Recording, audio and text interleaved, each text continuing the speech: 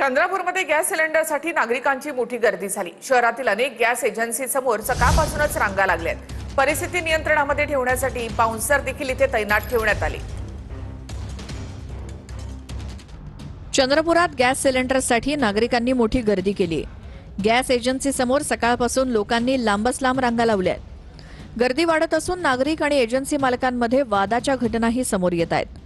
परिस्थिती नियंत्रणात ठेवण्यासाठी काही ठिकाणी खासगी बाउन्सर तैनात करण्यात आलेत। यवतमाळच्या दारव्हा शहर आणि ग्रामीण भागात घरगुती आणि व्यावसायिक गॅस सिलेंडरचा तुटवडा निर्माण झालाय। भल्या पहाटेपासून ते अगदी कडाक्याच्या उन्हात देखील नागरिक रांगा लावतायत। मात्र तासनतास थांबूनही गॅस मिळत नसल्याचं नागरिकांचं म्हणणं आहे। नागरिकांकडून प्रचंड संताप व्यक्त केला जातोय। सोलापूर शहरात 10 दिवसांनंतर एलपीजी पंपावर गॅस आल्यानंतर रिक्षा चालकांनी रांग लावली। शहरातील 2 ते 3 पंपांवर एलपीजी गॅस उपलब्ध झालाय। जुळे सोलापूर परिसरातील ऑटो एलपीजी पंपावर रिक्षा चालकांनी गर्दी केली आहे। एलपीजी गॅस पंप बंद असल्यामुळे जवळपास 18,000 रिक्षा चालकांवरती बेरोजगारीची वेळ आली होती।